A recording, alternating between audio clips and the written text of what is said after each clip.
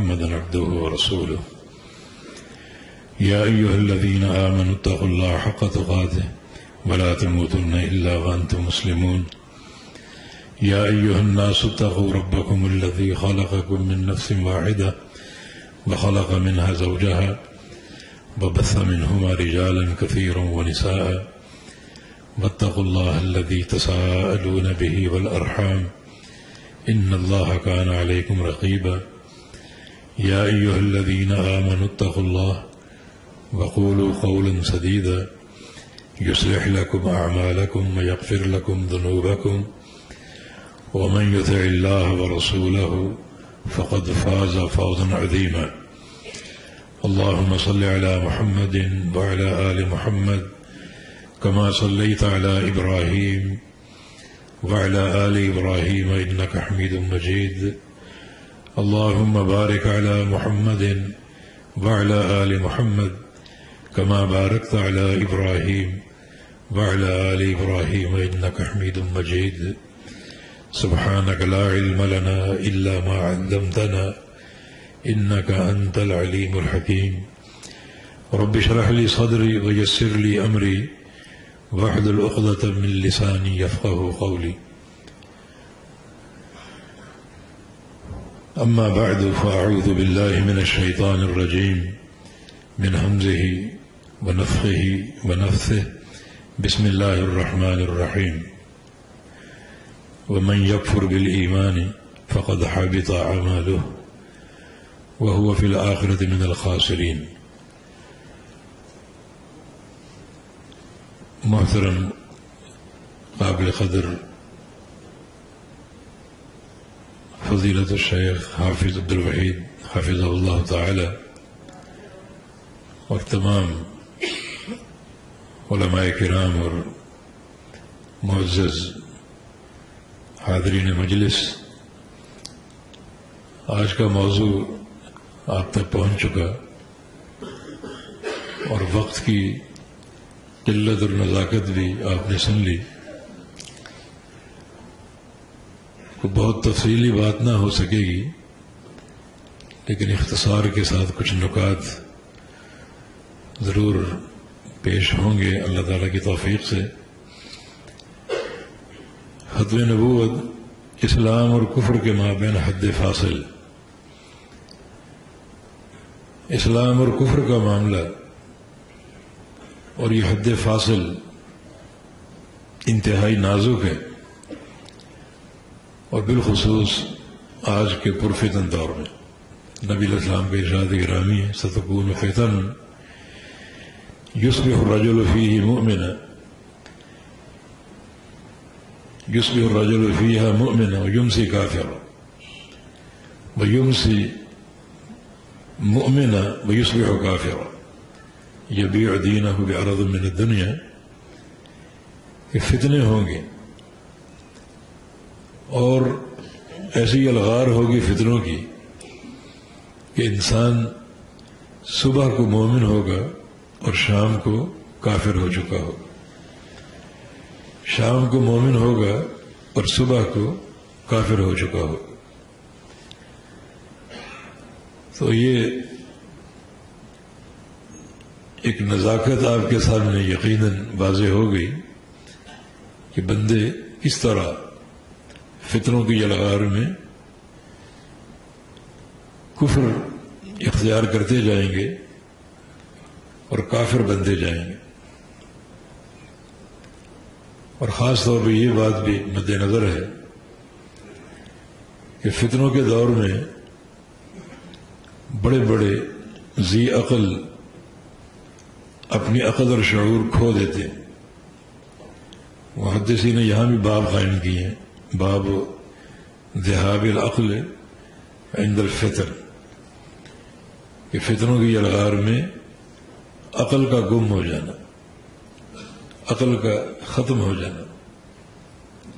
حسن بصری رحمہ اللہ کا قول ہے کہ الفتنة اذا اقبلت عرفها كل عالم واذا ادبرت عرفها كل جاہل. جب فتنہ آتا ہے تو صرف علماء اس کو پہچان پاتے ہیں اور جب پوری طرح تباہ و برباد کر کے لوٹتا ہے تو پھر جہلا بھی پہچان لیتے.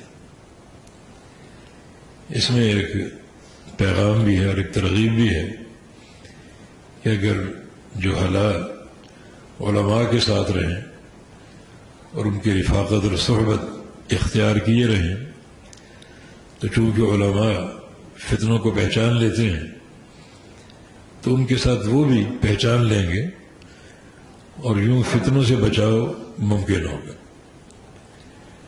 عامت الناس یہ سمجھ لیں کہ ان کے عقیدے کی حفاظت، ان کے ایمان کی حفاظت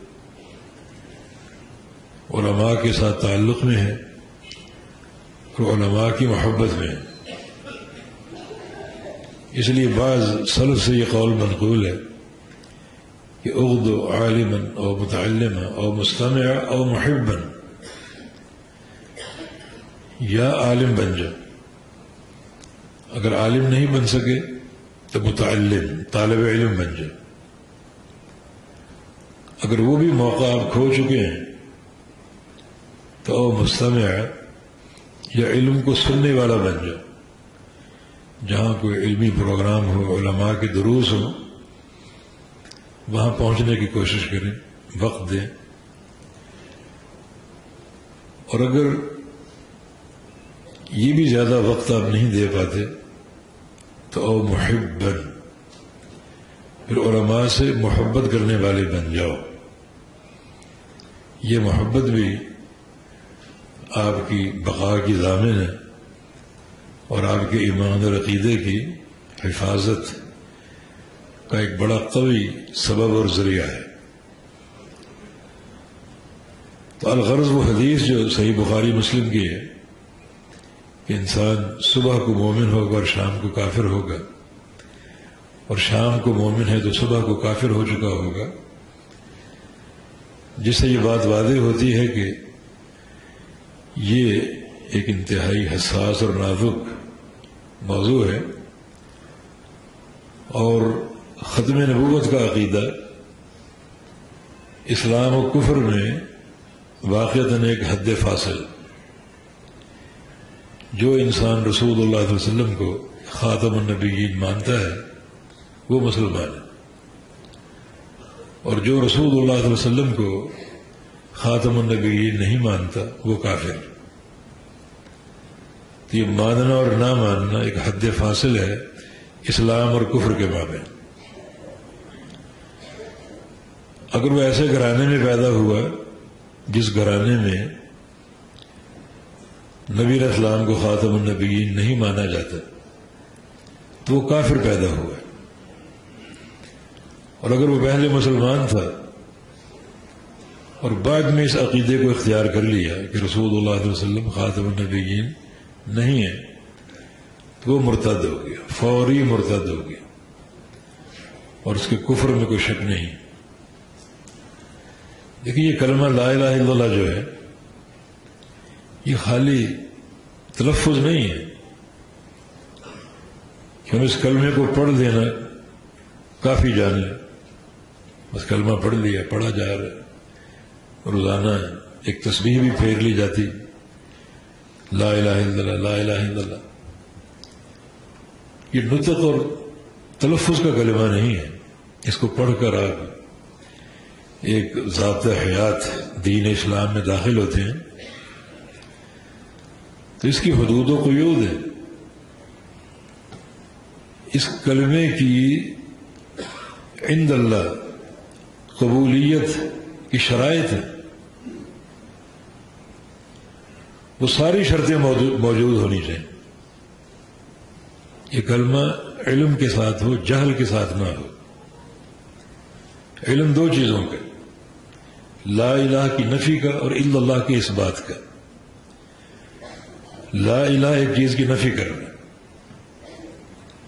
اس نفی کو پہچاننا اور ماننا، کوئی معبود نہیں تو پھر نہیں ہے، کہیں بھی نہیں ہے، نہ زمین کے اندر ہے نہ زمین کے اوپر ہے، نہ کوئی لاہور میں ہے نہ کوئی پاک پتن میں ہے، کہیں بھی نہیں. لا کا ایک معنی ہے. لائق منہج کو پیش کر رہا ہے اور الا اللہ ایک چیز کو ثابت کر رہا ہے کہ صرف اللہ ہی معبود حق ہے، اس کے سوا جتنے معبود بنائے گئے اگر وہ صالحین ہیں تو صالح ہونے کے اعتبار سے وہ قابل احترام ہے، لیکن معبود ہونے کے اعتبار سے باطل ہے۔ معبود حق صرف اللہ رب العزت، تو یہ لا الہ الا اللہ اس علم کا متقاضی، پھر لا الہ الا اللہ محبت کا متقاضی۔ یہ کلمہ آپ نے محبت کے ساتھ پڑھنا اور جو اس کلمے کے تقاضے ہیں انہیں بھی آپ نے پوری محبت کے ساتھ قبول کرنے، نفرت نہیں۔ لا الہ الا اللہ محمد رسول اللہ صلی اللہ علیہ وسلم، اللہ تعالیٰ کی توحید، اس کے کیا تقاضے ہیں اور کیا اس کی متطلبات ہیں، ان سب کو لینا محبت کے ساتھ، اس کا وحدہ لا شریک لہ ہونا، اس کو قبول کرنا محبت کے ساتھ، اس کی عبادت، اس کی ربوبیت، اسماء و صفات سب کے ساتھ تعلق و محبت کی بنیاد پر، نفرت نہیں۔ اور اگر یہ شرعی حقائق میں کسی بھی حقیقت کے ساتھ نفرت آ گئی تو لا الہ الا اللہ پڑھنا عبث ہوگا، بیکار ہوگا۔ محمد الرسول اللہ، محمد اللہ کے رسول ہیں صلی اللہ علیہ وسلم، تو رسالت کے تقاضے کیا ہیں، آپ کا پیغام کیا ہے، آپ کے اوامر کیا ہیں، آپ کی نواہی کیا ہیں، ان سب کو لینا محبت کے ساتھ، کسی ایک نقطے کے ساتھ بھی نفرت کا اظہار نہ ہو۔ نفرت آ گئی تو لا الہ الا اللہ ختم، ٹوٹ گیا۔ یہ حد فاصل پر آپ غور کریں، کس قدر یہ ایک نازک حقیقت۔ وَمَن يَكْفُرْ بِالْإِيمَانِ فَقَدْ حَبِطَ عَمَلُهُ، جو بندہ ایمان کے ساتھ یا ایمان کے کسی شعبے کے ساتھ، کسی خصلت کے ساتھ کفر کر بیٹھا، اس کی تمام نیکیاں برباد، اور قیامت کے دن وہ خاسرین میں سے ہوگا۔ 6 چیزیں ایمانیات ہیں نا، ایمان باللہ، ایمان بالرسل، ایمان بالکتب، ایمان بالملائکہ، ایمان بالیوم الآخر، ایمان بالقدر۔ یہ 6 چیزیں امور ایمان ہیں یا ایمان کے ارکان ہیں، اور جتنے بھی ارکان ہیں ان کے تقاضے ہیں۔ رسولوں پر ایمان، آخری رسول محمد صلی اللہ علیہ وسلم پر ایمان، ان پر ایمان لانے کے تقاضے، اور اس میں ایک واضح حقیقت آپ کا خاتم النبیین ہونا۔ اس کے ساتھ اگر کفر کرو گے ایمان ختم ہو جائے گا، نیکیاں برباد ہو جائیں گی، اور آخرت کا خسارہ آپ کو حاصل ہوگا۔ اللہ تعالیٰ نے رسول اللہ صلی اللہ علیہ وسلم کے بارے میں ایک مقام پر آپ کے 2 اوصاف کو جمع کیا، ما کان محمد ابا احد من رجالکم ولکن رسول اللہ وخاتم النبیین، کہ محمد صلی اللہ علیہ وسلم رسول اللہ ہے اور خاتم النبیین ہے، اور دونوں کو مساوی درجہ دیا گیا۔ آپ کو جس طرح رسول اللہ ماننا ضروری ہے، اس طرح خاتم النبیین بھی ماننا ضروری ہے۔ اگر رسول اللہ کا انکار کرو گے کافر، خاتم النبیین کا انکار کرو گے کافر۔ یہ خاتم، اس کی 2 قرأت ہیں، منقول ہیں، تا کی زبر کے ساتھ خاتم، اور تا کی زیر خاتم۔ دونوں صورتوں میں، دونوں قرأتوں میں معنی ایک ہی، مراد ایک ہی۔ خاتم اسم فاعل کا صیغہ، باب ختم یختم سے معنی ختم کرنے والا۔ خاتم النبیین کا معنی آپ صلی اللہ علیہ وسلم نبیوں کا سلسلہ، نبوت کا سلسلہ ختم کرنے والے۔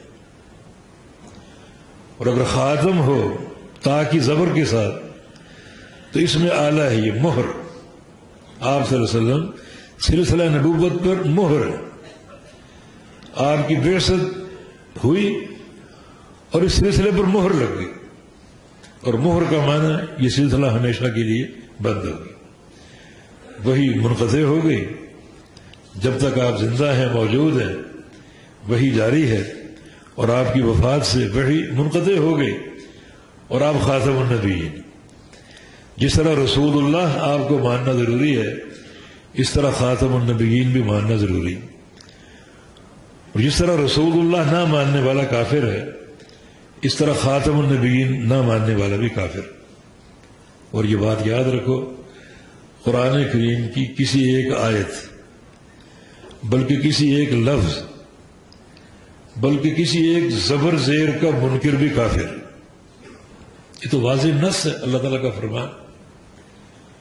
اور قرآن کریم میں کئی مقام پر یہ عقیدہ ختم نبوت اللہ نے بیان کیا. اپنے پیغمبر کا منصب، پیغمبر کا مقام کئی حوالوں سے ذکر کیا، اور وہ سارے حوالے ختم نبوت پر منتج تھے.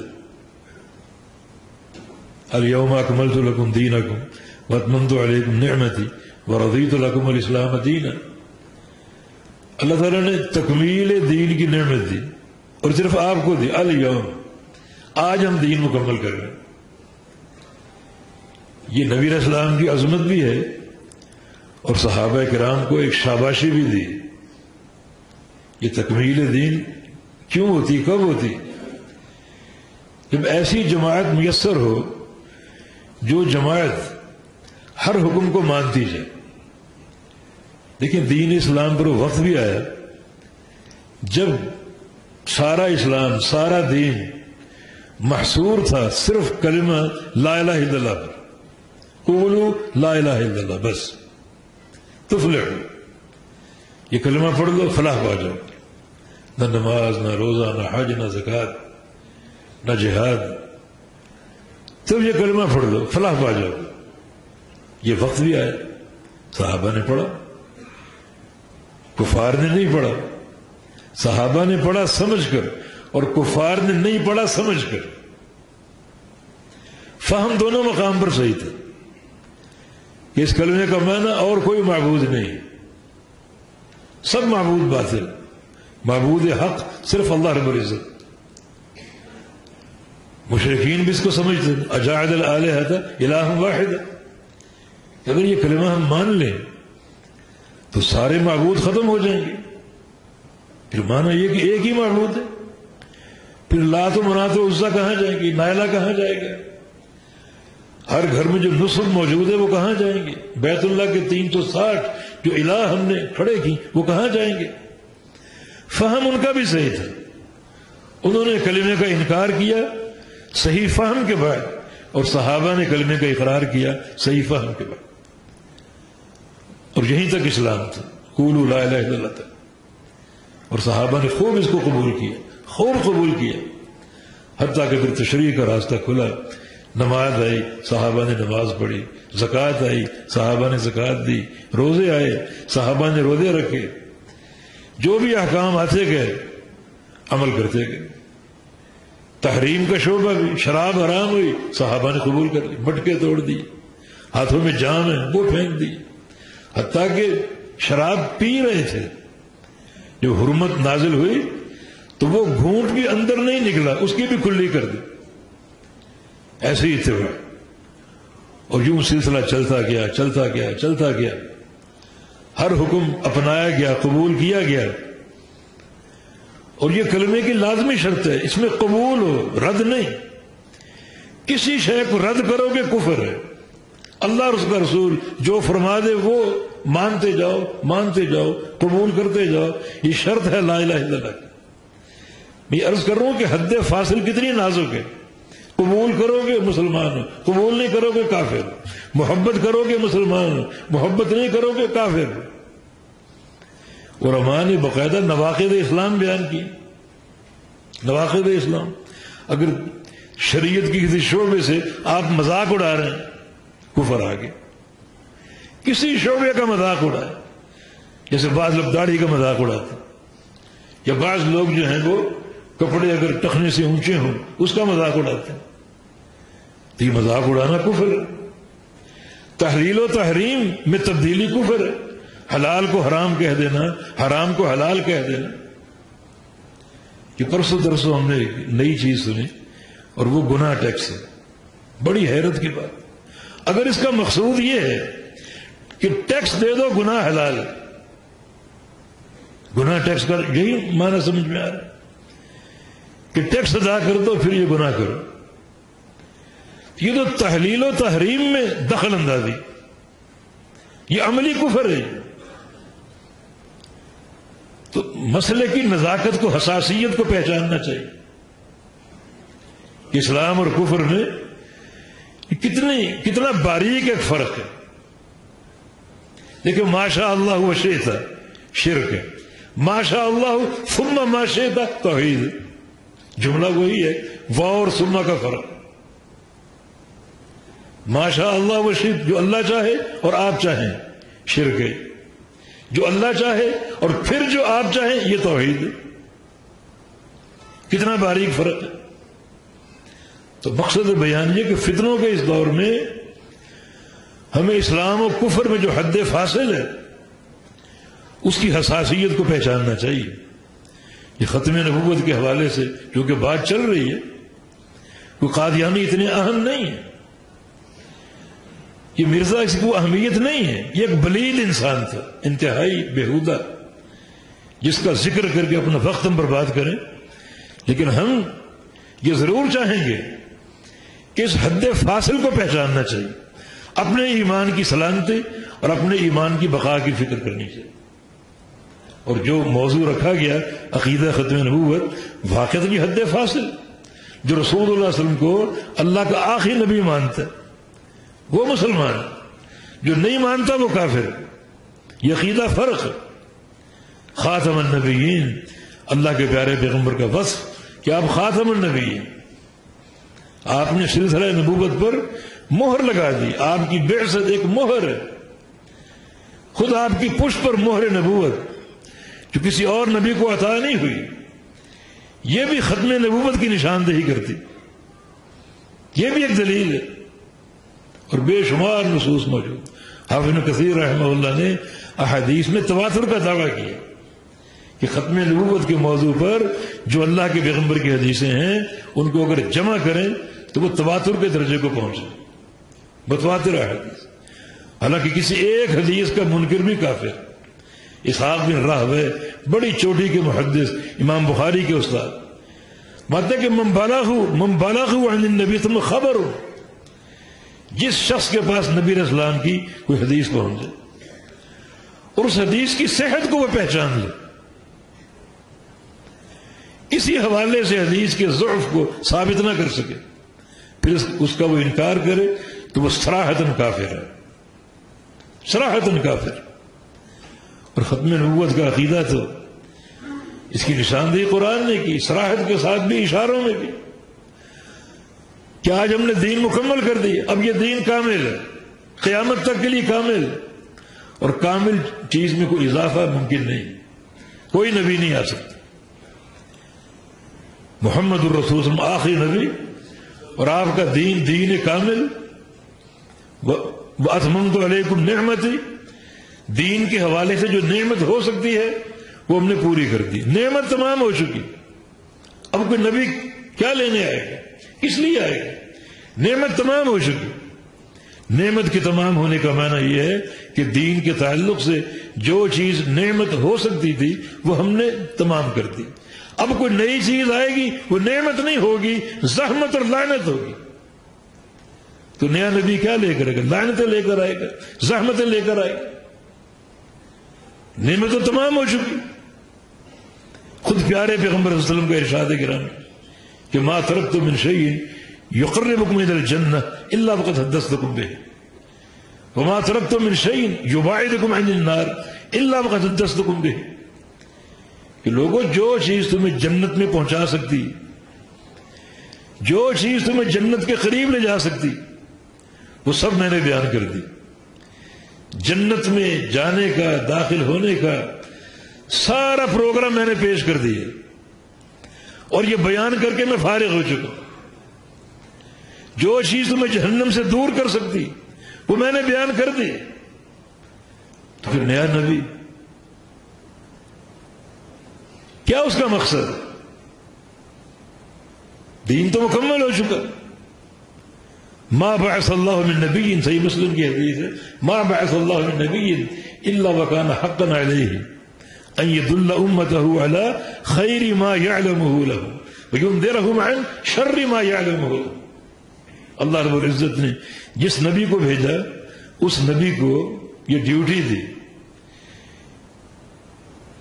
کہ جنت میں پہنچانے والے جو امور آپ کو معلوم ہیں، آپ کو بتائے گئے، وہ سارے بیان کرو۔ ہر نبی کو امور بتائے گئے، لیکن مکمل امور رسول اللہ صلی اللہ علیہ وسلم کو دیے گئے، انہی پر دین کو مکمل کیا گیا اور آپ نے بیان کر دیے۔ اب دین کامل اکمل مکمل، کسی اضافے کا متحمل نہیں۔ تو یہ ایک وار ہے، قدغن ہے اللہ کے پیارے پیغمبر کے تکمیل دین پر اور خاتم النبیین ہونے پر۔ تکمیل دین پر دو طرح کے لوگوں نے وار کیا، ایک یہ منکرین ختم نبوت جو سمجھتے ہیں کہ انبیاء کا سلسلہ جاری ہے، ختم نہیں ہوا، اور دوسرے بدعتی حضرات، دین مکمل ہو چکا، اب نئے شوشے چھوڑنا، نئی نئی اختراعات اور ایجادات، یہ ایک بغاوت ہے، مجرمانہ بغاوت۔ امام مالک رحمہ اللہ فرمایا کرتے تھے من ابتدع فی الاسلام بدعۃ یراها حسنہ فقد زعم ان محمدا خان الرسالہ لان اللہ یقول الیوم اکملت لکم دینکم۔ جو شخص اس دین میں کسی بدعت کو جاری کرتا ہے، گویا وہ یہ سمجھتا ہے کہ نعوذ باللہ ثم نعوذ باللہ محمد صلی اللہ علیہ وسلم نے دین پہنچانے میں خیانت سے کام لیا۔ اللہ تو فرما رہا ہے ہم نے دین مکمل کر دیا، دین مکمل آپ کو دیا، لیکن آپ نے مکمل دین ہمیں نہیں دیا، کمی ہے، وہ کمی ہم پوری کریں، وہ کمی ہم پوری کریں۔ کتنی بڑی دین سے بغاوت! یہ فرمان تو نبی علیہ السلام کی ایک عظمت کا اظہار، آپ کے شرف کا اظہار۔ قل یا ایھا الناس انی رسول اللہ الیکم جمیعا، اعلان کر دو میں تم سب کا رسول ہوں، آپ کی رسالت من بلغ، قیامت تک کے لیے، قیامت تک کے لیے آپ رسول۔ کسی اور نبی کی بعثت کا عقیدہ رکھنا، نبی علیہ السلام کی عموم رسالت کا انکار، عموم رسالت پر قدغن لگانا۔ آپ قیامت تک کے لیے اللہ کے رسول مبعوث ہوئے۔ خود نبی علیہ السلام نے اسے ایک بطور اختصاص کے اور فضیلت کے پیش کیا، فضلت علی الانبیاء بست، سارے انبیاء پر مجھے 6 فضیلتیں دی گئی ہیں جو باقی انبیاء کو نہیں دی گئی۔ اعطیت جوامع الکلم، مجھے جوامع الکلم دیے گئے۔ جوامع الکلم کا معنی ایک چھوٹا سا جملہ بول کر پورا دین سمجھا سکتا، پورا دین ایک جملے میں جنت کا پورا پروگرام سمجھ سکتا ہوں، جسے کہتے ہیں کوزے میں دریا بند کرنا۔ آپ کی جو حدیث ہے، آپ نے 73 فرقوں کا ذکر کیا، 72 جہنم میں، 1 جنت میں۔ صحابہ نے پوچھا وہ ایک جنتی فرقہ کون سا، وہ گروہ کون سا، کیا اس کا منہج، کیا اس کا عقیدہ؟ آپ نے 3 لفظ بولے اور جماعت کے پورے منہج کو، عقیدے کو واضح کر دی۔ ما انا علیہ اليوم واصحابی، جس چیز پہ آج میں ہوں اور میرے صحابہ ہیں وہ فرقہ ناجی ہے، وہ طائفہ منصورہ اور جنتی گروہ ہے۔ یہ جوامع الکلم۔ اور نصرت بالرعب، اللہ تعالیٰ نے رعب کے ساتھ میری مدد کی، میرا خوف، میری ہیبت دشمن کے دلوں میں پیوست کر دی۔ نصرت بالرعب مسیرت شہر نے حدیث کے الفاظ، دشمن مجھ سے 1 مہینے کے فاصلے کا بقدر دور ہو، یعنی 1 مہینے بعد میں اس تک پہنچوں گا، 1 مہینے کا فاصلہ ہو، 1 مہینے کی مسافت ہو، اتنی دوری سے بھی میرا خوف اس پر قائم ہو، تھر تھر کانپے گا میرے خوف سے۔ وحلت الغنائم، غنیمتیں حلال کی گئی میرے لیے۔ جعلت الارض مسجدا وطہورا، زمین میرے لیے مسجد اور پاک بنا دی گئی، مٹی پاک کر دی گئی تیمم کے لیے، اور جہاں چاہو نماز پڑھو۔ اور آخری 2 چیزیں کیا ہیں؟ بعثت الی الناس کافۃ، اب میں قیامت تک کے لیے تمام لوگوں کا رسول ہوں۔ تو بیچ میں کسی رسول کا عقیدہ رکھو گے تو آپ کا یہ جو عموم رسالت ہے اس پر یہ ڈاکہ ڈالنا، اس منصب کو ختم کرنا۔ اور چھٹی چیز کیا ہے؟ ختم بی النبیون، میری بعثت کے بعد انبیاء کا سلسلہ ختم کر دیا گیا، یہ میرا اختصاص، کسی اور نبی کا نہیں، میں آخری نبی ہوں، لا نبی بعدی، میرے بعد کوئی نبی نہیں ہوگا۔ ان لی اسماء، میرے کچھ نام ہیں، ان ناموں سے میرا مقام پہچانو۔ انا محمد، میں محمد ہوں۔ محمد کا معنی تعریف کیا ہوا، صلی اللہ علیہ وسلم، تعریف کیا ہوا، ہر حال میں تعریف کیا ہوا۔ اور جو لوگ تعریف نہیں کرتے وہ گنتی کے قابل نہیں ہیں، وہ کسی شمار کے قابل نہیں ہیں۔ جیسے اللہ رب العزت نے لوگوں کے سب و شتم کو بھی آپ سے پھیر دیا تھا، واللہ یعصمک من الناس۔ کفار نے میٹنگ کی کہ تم ان کا نام محمد کیوں رکھتے ہو؟ محمد کا معنی تعریف کیا ہوا، ان کا نام مزمم رکھو، مذمت کیا ہوا، یہ طے کر لیا۔ اب ہمیشہ جب آپ کا ذکر کرتے تو مزمم نے یہ کہا، مزمم نے یہ کیا، مزمم فلاں جگہ گیا۔ نبی علیہ السلام نے سیدہ عائشہ صدیقہ سے فرمایا کہ انظری کیف صرف اللہ عنی سب قریش، عائشہ دیکھو اللہ تعالیٰ نے قریش کی گالیوں کو مجھ سے کیسے پھیر دیا، کیسے دور کر دیا۔ یہ سبون مزممہ، وہ دن رات گالی دیتے ہیں مزمم کو، وہ انا محمد، میں تو محمد ہوں۔ یہ آپ کا نام محمد۔ اور احمد، احمد کا معنی سب سے زیادہ اللہ کی تعریف کرنے والا، سب سے زیادہ اللہ کی حمد و ثنا کرنے والا۔ ہمارا یہ عقیدہ ہے پوری کائنات میں سب سے بڑھ کر اللہ کی حمد کرنے والے، اللہ کی ثنا کرنے والے محمد الرسول اللہ صلی اللہ علیہ وسلم۔ وَأَنَا الْحَاشِرُ، میں حاشر ہوں، حاشر میرا نام ہے۔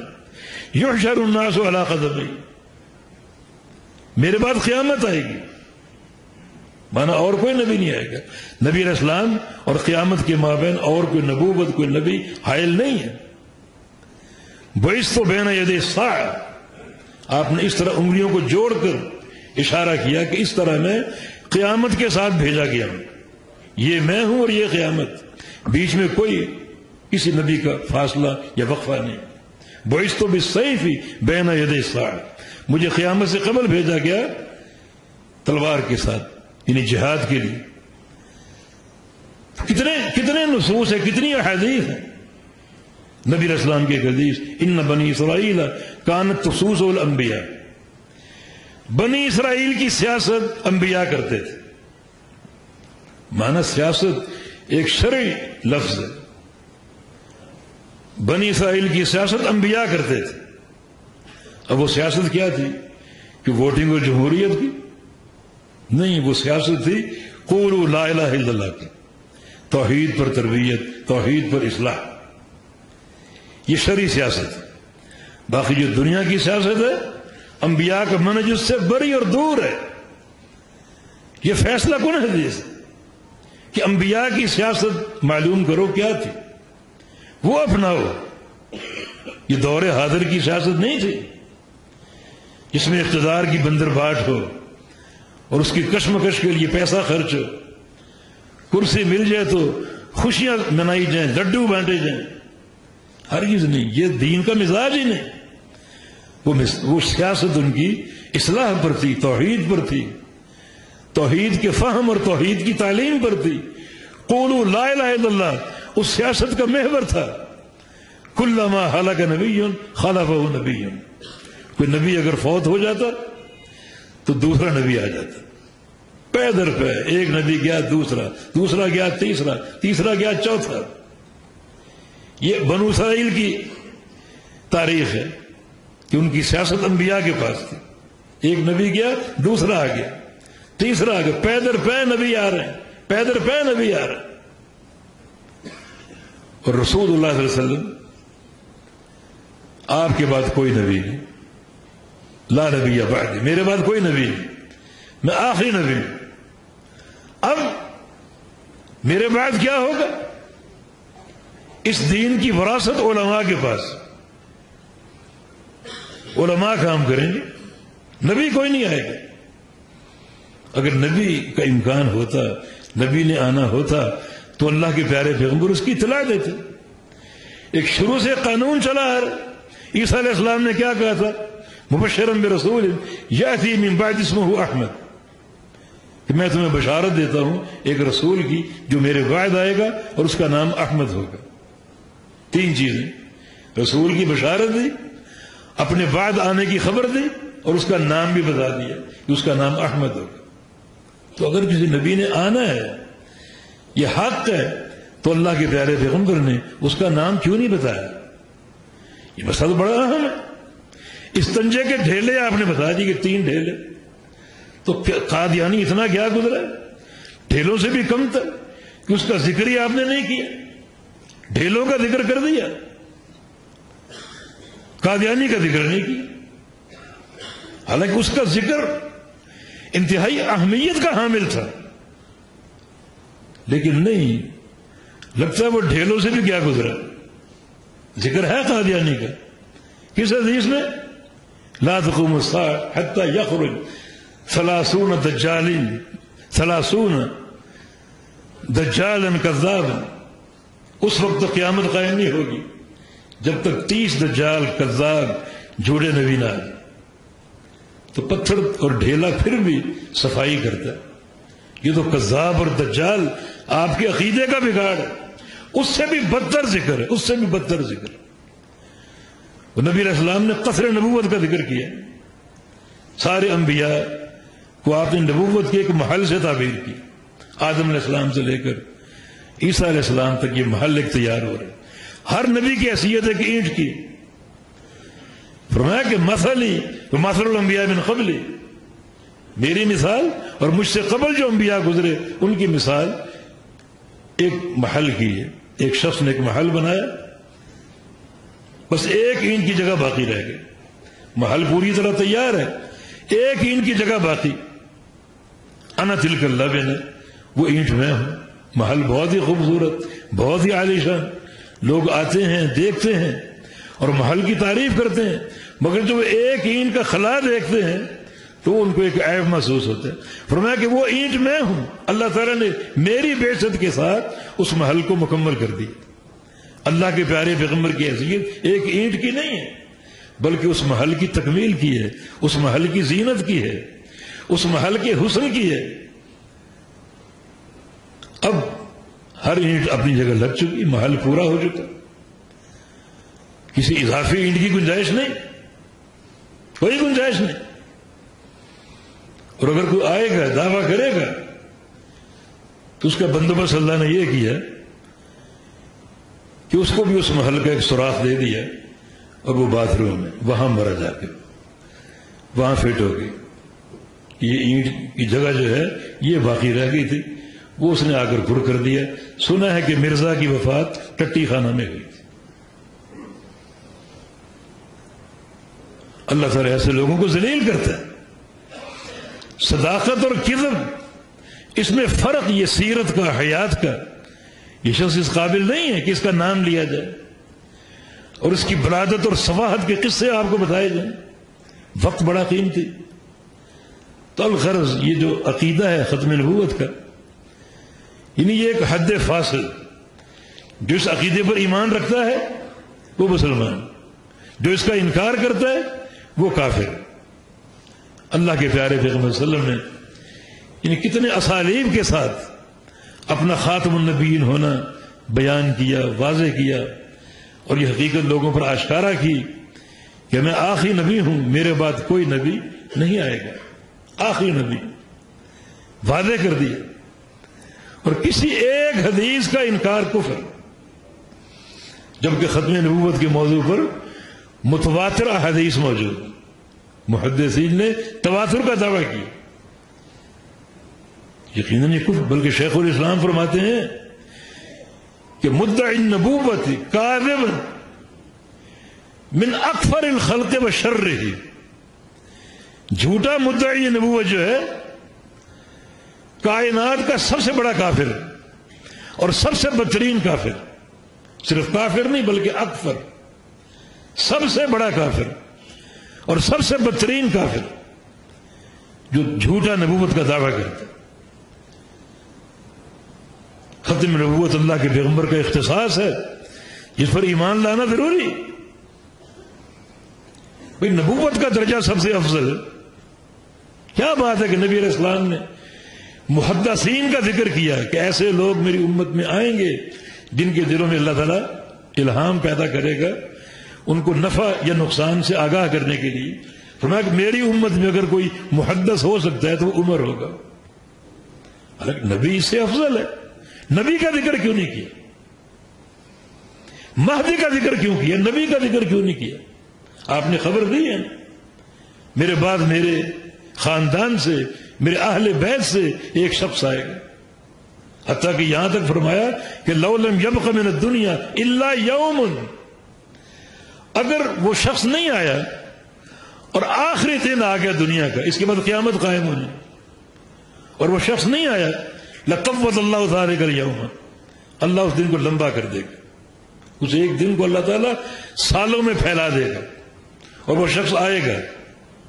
یواتی اسم حسم وسم ابی اسم ابی، اس کا نام میرا نام اور اس کے باپ کا نام میرے باپ کا نام، یعنی وہ بھی محمد ابن عبداللہ ہوگا. یملا الارض قسطا وعدلا کما مولیا ظلم مجورا، اور وہ شخص آ کر کیا کرے گا؟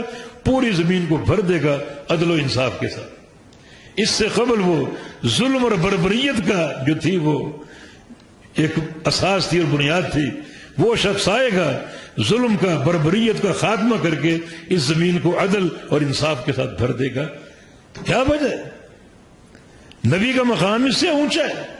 مہدی کی خبر دی، نبی کی خبر کیوں نہیں دی؟